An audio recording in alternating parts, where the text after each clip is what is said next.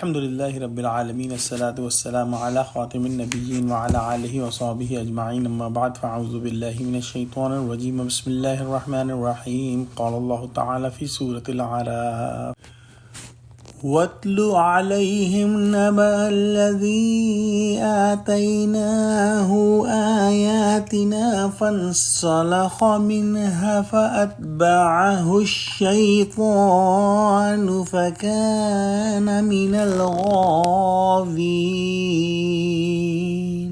Translation: Recite to them the news of the man to whom we sent our verses, but he turned away disregarding them. Then ultimately Shaitan pursued him and he became off the straight. From here, the story of a person is explained, and since the word naba, meaning the news, is used here, it means that this is a story of a real person.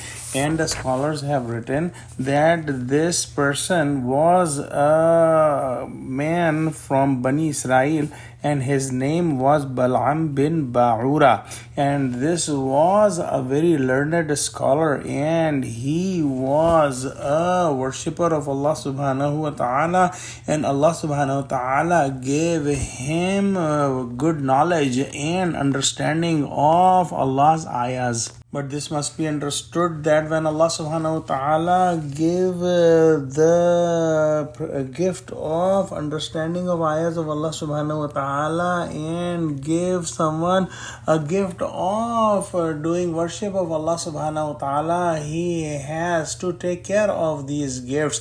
If he follows the waswasa, the thoughts of shaitan, he may lose all these gifts, and that's what exactly happened with this person. So Allah subhanahu wa ta'ala gave him the knowledge, gave him the wisdom, and this person left the straight path and followed the whispers of shaitan.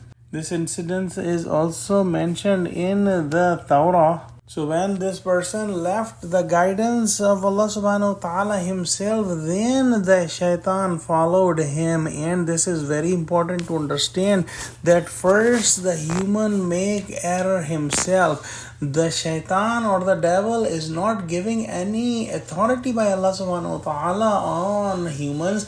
The shaitan or devils can only put a thought in human's heart, but the action followed by the thought is human being's action himself. So that's what happened with this man, that he followed the whispers of shaitan, and he lost his status and his position given by Allah subhanahu wa ta'ala to him, and he became among those who are strayed. It is important to understand for us how shaitan works, and we will inshallah study this in Surah Hijr as well, that Allah subhanahu wa ta'ala has not given any authority to shaitan over the human beings, but when the human being himself try to go astray and breaks the commandments of Allah subhanahu wa ta'ala, then shaitan can get control on that person. Even then, if the person, if he realizes that he has done a mistake and